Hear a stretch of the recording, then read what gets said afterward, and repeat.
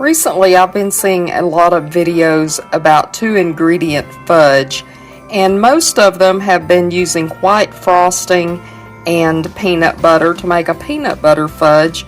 But because I love chocolate and peanut butter together so much, I decided I was going to try a milk chocolate frosting and peanut butter to kind of make a little twist on the chocolate peanut butter candy.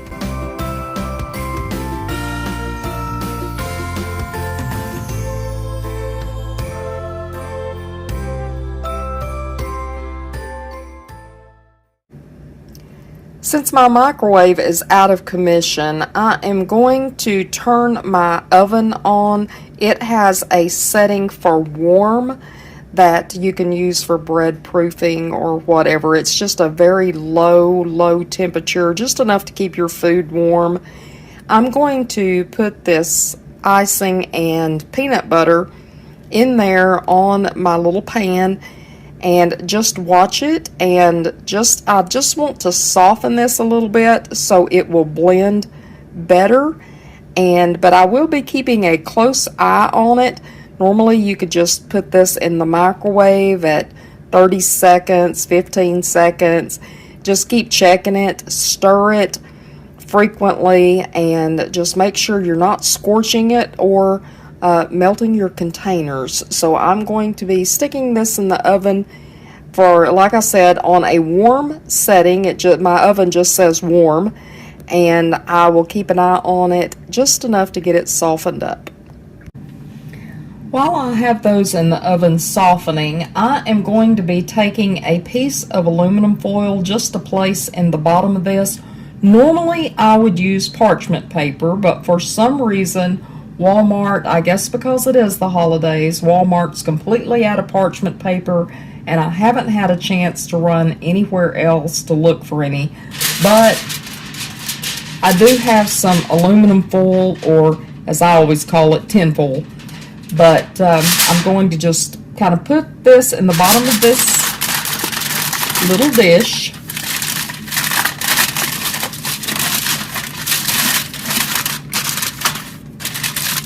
I guess I don't have to use this. I could butter or spray the bottom of this and it would work just as fine.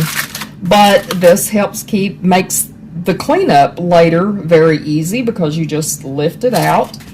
And I have used this method for other things like homemade fudge, just, from scratch homemade fudge.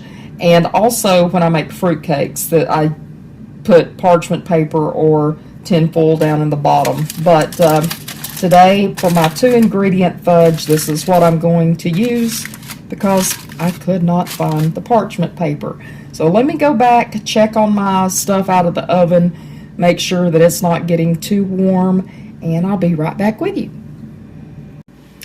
It is not unusual for me to change methods in mid-stride, so just bear with me here. What I decided I was going to do, even though, this pan is still, it's not too warm in that oven, but what I am going to do, instead of taking the risk of, having plastic inside of an oven, I don't know that it's a bad thing, but I got to thinking that, I really don't want to take the risk of anything leaching out of the plastic because of the additional heat. So what I'm going to do is and of course I'm going to get it all over my hands, but what I'm going to do is take all of this stuff, of course, like I said, all over my hands. Going to take it and I'm going to put it into this glass bowl. Then I'll put the glass bowl on my metal tray and put it back into the oven at the very low warming temperature, and just let it soften together in the bowl that I'm going to use for mixing anyway. So that way it just kind of will stay in one spot and I don't have to mess with it here in a little bit. But just going to get as much of this out of here as I can. Now, I don't know how meticulous y'all are about when you're using peanut butter, and I've got to go wash my hands, using peanut butter and you have leftover peanut butter in your jar. I don't know how meticulous you are about getting the peanut butter out of here, but I hate throwing any little bit of peanut butter, because you know that when I finally scrape all the rest of this out of here, it'll be quite a bit. So what I do a lot of times is I will save these little bits, if I can catch my husband before he throws it away, is if I am able to intercept the jar before it goes in the garbage, I will take this, and you know, you can use what's remaining in here. You can put soy sauce, teriyaki sauce, something like the, you know, any type of your Asian cooking sauces into this.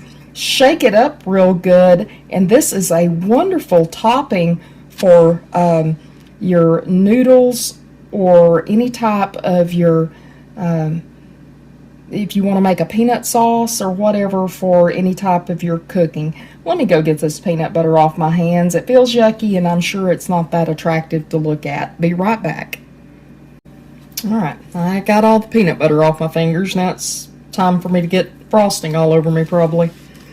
I don't know if y'all ever watch any of the old shows from like the Leave It to Beaver era and that sort of thing, you know, where they the ladies wore such beautiful clothing and wore their pearls, and they were able to cook their meals. Now, of course, they wore aprons, and I wear aprons sometimes in my kitchen too, but how they never seem to make a mess. I don't know about y'all, but I figure if I'm not making a mess, I'm not cooking. So, because I make a mess. But regardless, it's part of the fun of it, I reckon. So, all right, I have got this into here.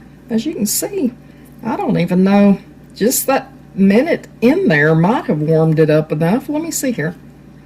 Yeah, I think I might be able to do this without, and if your home is warm, which it's really not in here, but like I said, it was in there for just a minute, that might have actually warmed it up. Now this is using creamy peanut butter. You could use, I guess you could use crunchy, or you know, another one that might be good. I don't know, I've never really, I've eaten Nutella, but I've never bought Nutella, so I don't really know how expensive it is. But if it's not too crazy expensive, you could probably use Nutella as a replacement, or some of your, I don't know what the alternative nut butters are called, sun something. I don't know. Nobody in my household has nut allergies, so I don't really know the name of any of those. If any of y'all know, tell me down below in the comments, because like I said, I honestly don't know the name of any of them. Well, I mean, it's not impossible to mix it up without heating it. Your arm gets worked out, but it's not impossible to do this. It would be really nice if I could do this without getting my fingers in it. Good thing my hands are clean, huh? They are. I washed them first. Well, as a matter of fact, I've already washed them again because I had to wash that peanut butter off, didn't I? Alright, well, that is starting to stiffen up. Whew. Like I said, that'll give you a workout. And just trying to stir it. I know my hand's in the way, and I'm sorry. My other arm got tired. I'm trying to make sure, because there is a little bit of peanut butter down there in the bottom that wants to be stubborn. Just trying to make sure that I'm getting it all stirred in and trying to get that gloss in it. You know, if you've ever made fudge before, there's a point where the fudge starts getting a little bit of a gloss. And that's when you know it's ready. And this is starting to get kind of to that point. I'm really surprised. This is the first time I've ever made this like this. I've always done it the old-fashioned way. I've made the fantasy fudge, and I've made the homemade, the old cooked fudge from scratch. And I never really liked the cooked fudge that well because it seems to get grainy, but if you don't do it right, which I'm sure I'm not. But the old fantasy fudge, you know, the one that you use the marshmallow cream and all of that in, that was kind of our go-to fudge whenever I was a kid. But okay, I am going to move this out of the way. I'm going to set this back, get this here, and I'm just going to dump this. I'm trying to figure out a way to do this because the camera's there, but I don't think I can because I'm just not that talented. So anyway, I am going to somehow get this into the pan, and then I'll show y'all once I get the pan out of the way. Hold on just a second. But back to what I was saying about these ladies on these shows that, you know, they done all this fancy cooking. Julia Childs, she was always amazing. You know, Julia Childs could do all that and remained clean. And I mean, she done some pretty amazing cooking and always looked so nice. Me, I'm just glad that when I don't have it in my eyebrows. So let's see here. Okay, well, it's thick. It's definitely thick. You know, let me grab something a little smaller. See if I can get that off of there. It's supposed to set up for a couple hours, and it says you can even put it in the fridge or the freezer or whatever. And did you notice I left a little bit on there? That was going to be my taste test. In case you missed that, that's going to be my taste test to make sure that it tastes okay. All right. Well, it's definitely thick, but it says it's supposed to set up for an hour or two. Now, I don't know if that means on the counter in the refrigerator, because I've seen different ways of how people do it. I may put it in the refrigerator and just leave it, you know, this is not pretty, and leave it in there a couple hours just to see how it turns out, rather than leaving it here on the counter, just so I can make sure that it does set up good. All right, so here we go. This is the 2-ingredient fudge.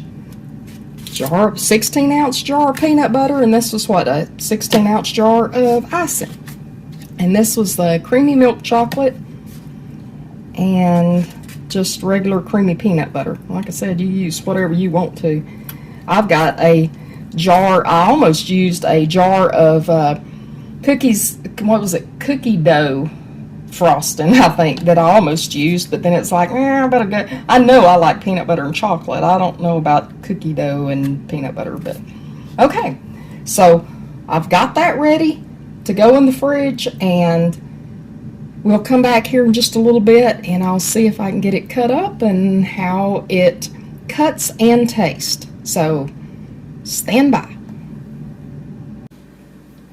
All right, and we are back, and I have taken this out from where I've been having it set up in the fridge, and you probably could let it set longer if you want, but patience has never been my virtue, so I wanted to go ahead and take it out to see how it's turned out.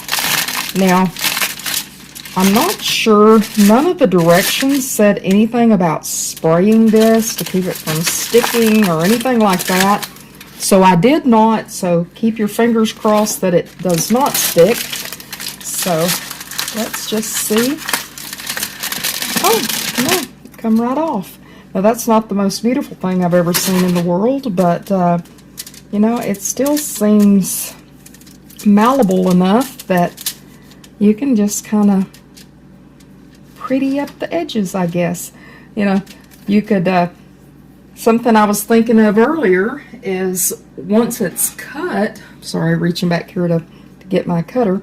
Once it's cut, You know, you could, or even before it's cut, I guess, you could decorate it with sprinkles. You could put like little peanut butter M&Ms or whatever you want to on top to kind of decorate it. Now this, I'm just using a my deal that I use on my grill. I mean, it's sharp. It's got a sharp edge. Now, something that I read said that if you have problems with the sticking, you could spray it. I wanted to see if it would do it without me spraying it first. Now, I think I'm going to spray it. Hold on. Let me try to spray it here. Because I don't want us to get this far and then we mess it up. Okay. Didn't really want to do this, but because that's why I don't like ooey gooey stuff on there, but let's just see how this, well, at least it's not sticking. And I'm doing this in small pieces because fudge is typically a very rich tasting candy, and it's one of those type of things that just a little bit should be enough, because otherwise it can just be, if you're feeding it to children, you'll be scraping them off the ceiling, and if you're feeding it to adults, well, I guess if they get on the ceiling, they're on their own. But let me see here. This is gonna do quite a bit. Cutting it this small. Now, of course, if you want to cut yours bigger, you go for it. Your kitchen, your rules. You do whatever you want. Well, there's a little bit right there. Let me taste that. See what we're dealing with here. Well, I am getting that peanut butter flavor. I'll tell you, I'm really not getting a chocolate flavor. I'm getting a peanut butter fudge flavor.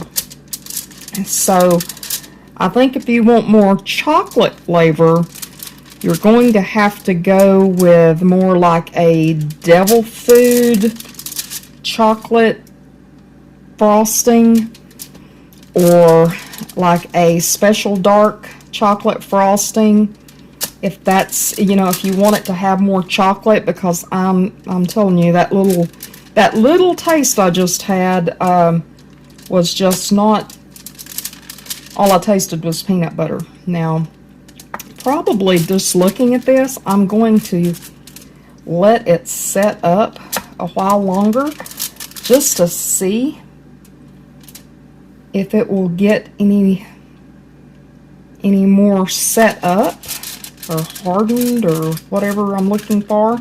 I really don't know that it is.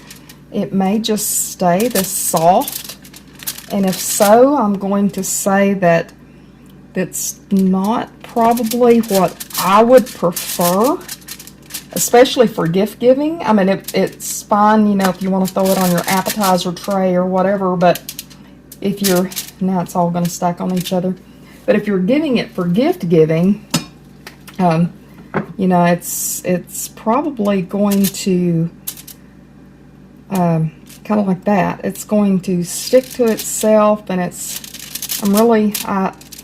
I'm gonna say just initially, now this may set up more, but I'm gonna say initially I prefer traditional fudge over this. Let me take another bite.